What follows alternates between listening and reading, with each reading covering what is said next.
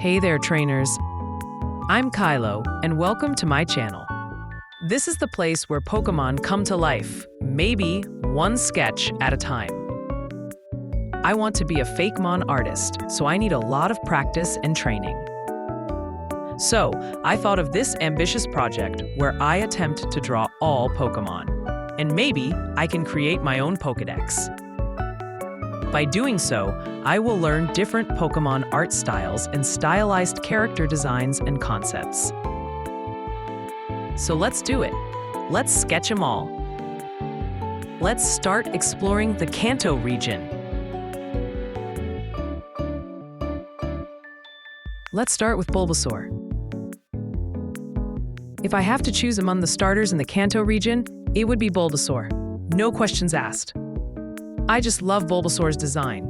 He's like a dino frog with a bulb on its back, which on paper might sound weird, but it's iconic. I love him so much that I drew too many Bulbasaur. He kinda reminds me of my dog. He's very chonky.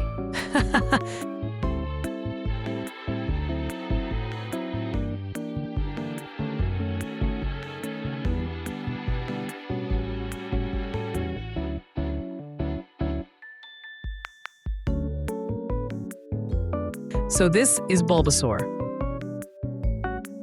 Bulbasaur, the seed Pokémon. Bulbasaur is a poison grass type Pokémon. Bulbasaur has a seed planted on its back at birth. The plant sprouts and grows with this Pokémon. Bulbasaur can be seen napping in bright sunlight, and by soaking up the sun's rays, the seed grows larger.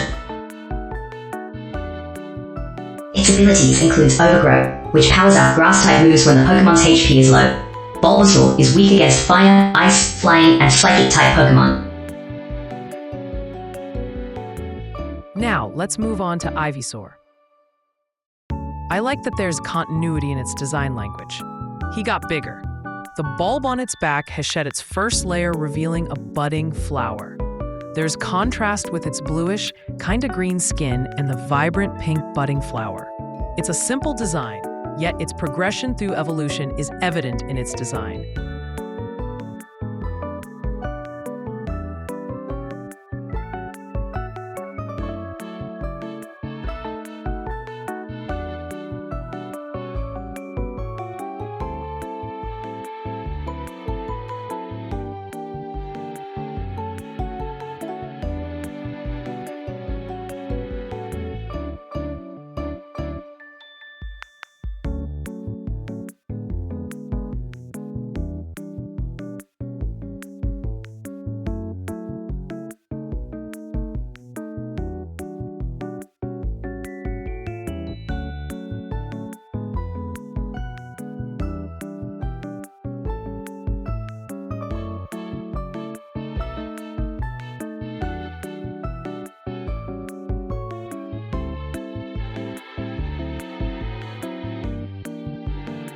And this is Ivysaur.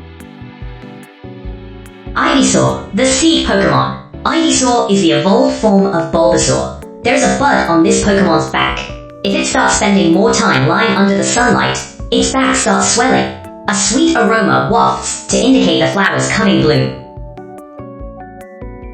Its abilities include Overgrow, which powers up grass-type moves when the Pokémon's HP is low.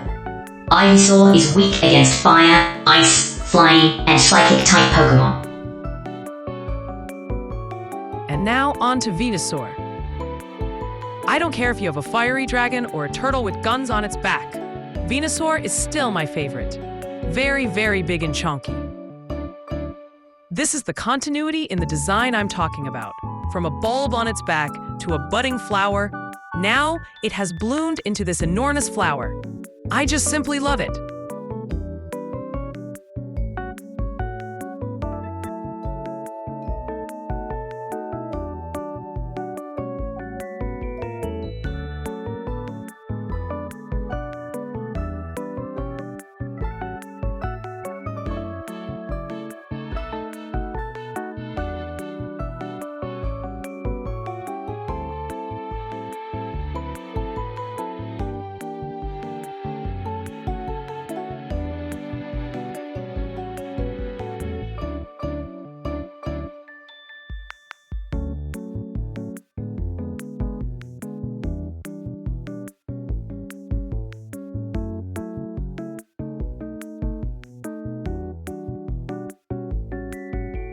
And this is Venusaur.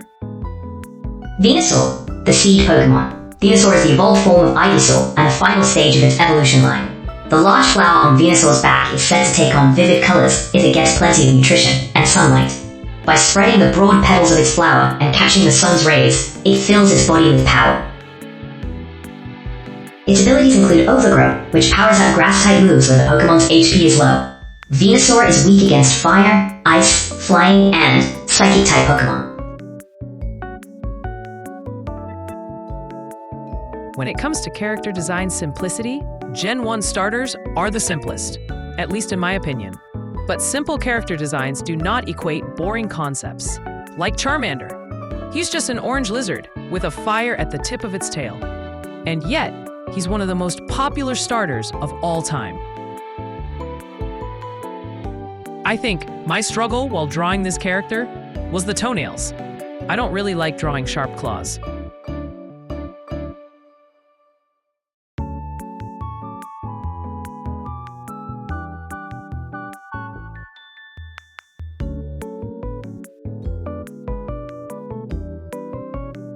So this is Charmander.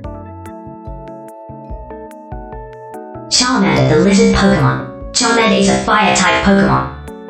Charmander has a flame that burns at the tip of its tail, and it's an indication of its emotions. The flame wavers when Charmander is happy, and blazes when it's enraged.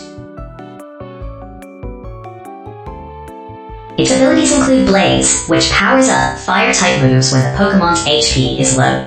Charmander is weak against water, ground, and rock-type Pokémon. Here we go with Charmeleon. Honestly, he's like Charmander hitting his teenage years. If you've seen Charmeleon in the original series, he got way moodier and has very short temper. And, if I'm being honest, its design is too simple for my liking. My struggle while drawing Charmeleon would probably be its stance. Its pose is kinda awkward to me. Its elbows are raised for some reason, and again, its claws. I'm not a fan of claws.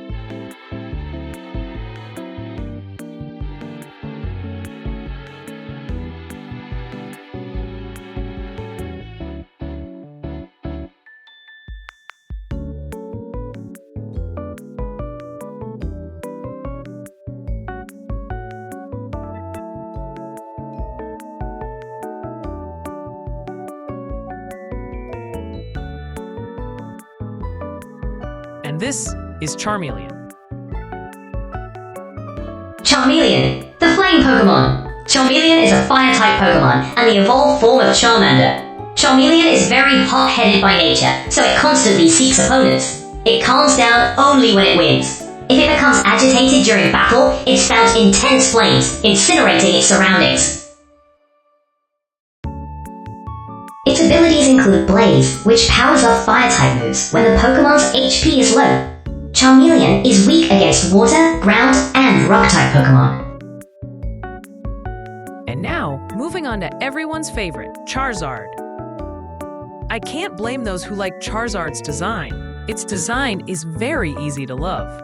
He's a literal dragon, which is kind of ironic that it's not a dragon type. Its design is very commanding and dominant, and yet very relatable. It's not my favorite among the Gen 1 starters, but I won't lie, I enjoyed drawing Charizard. I think this is the first time I drew a dragon.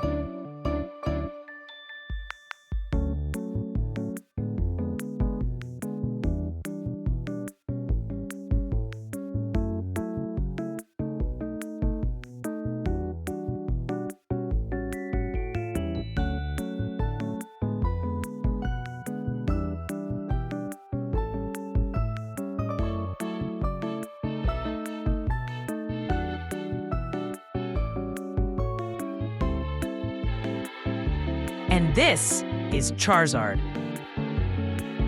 Charizard, the flame Pokémon. Charizard is a fire-flying-type Pokémon and the evolved form of Charmeleon. It is the final stage of its evolution line. Charizard flies around the sky in search of powerful opponents. It breathes fire of such great heat that it melts almost anything. Its abilities include Blaze, which powers up fire-type moves when the Pokémon's HP is low.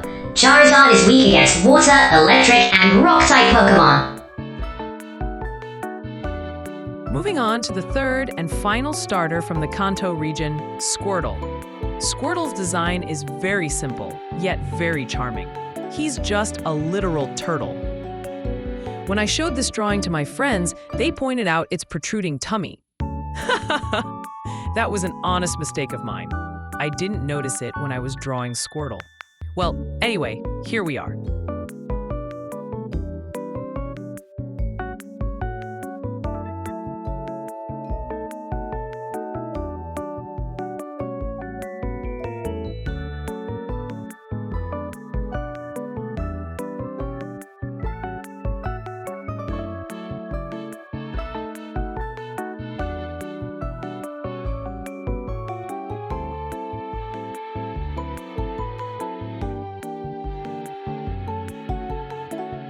So this is Squirtle. Squirtle, the tiny turtle Pokémon. Squirtle's a water-type Pokémon. Squirtle hides in its hard shell to protect itself, then strikes back with spouts of water at every opportunity.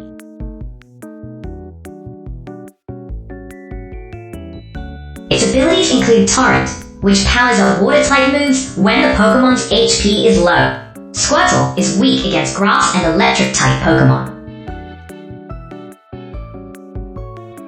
Moving on to Wartortle. I don't know, but Wartortle's design is kind of weird to me. Don't get me wrong, it's unique, it's quirky. Who would have thought putting wings and furry tails on a turtle? But its design is kind of out of place in its evolution line. I think I'm just missing that continuity in the design language. Well, again, it's unique, quirky, and fun.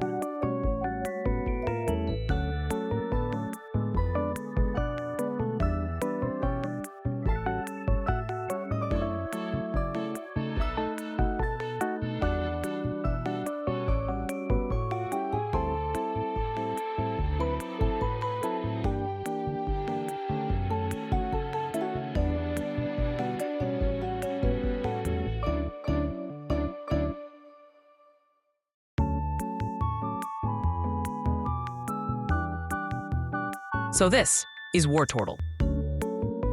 Wartortle, the turtle Pokémon. Wartortle is a water-type Pokémon and the evolved form of Squirtle. Wartortle has a large tail covered with rich, thick fur that deepens in color with age.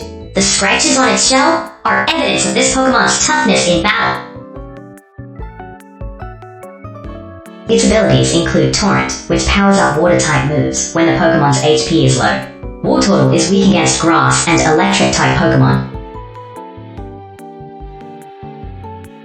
And finally, Big Man Blastoise. Big Man Blastoise, yeah. Big Man Blastoise, Big Man Blastoise. Blastoise is one of those Pokémons that I try to avoid drawing.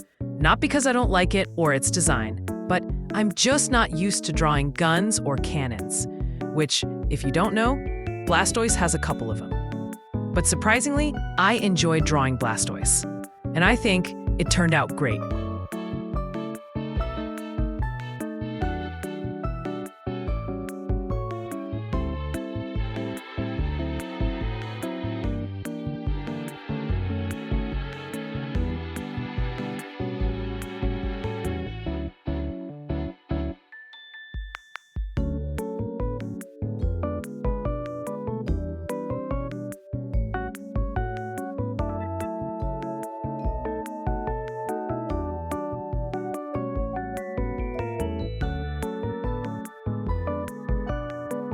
And this is Blastoise.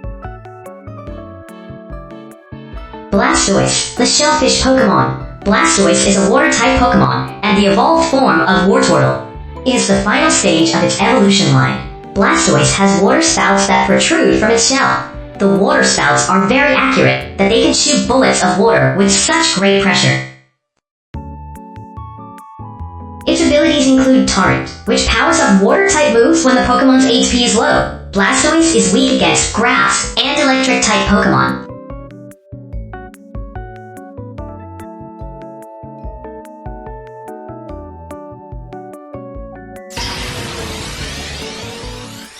And that's it. The first 9 Pokemon in our PokéDex. We got, 1,016 more to go. Oh man, that's a lot. Wish me luck and stay tuned.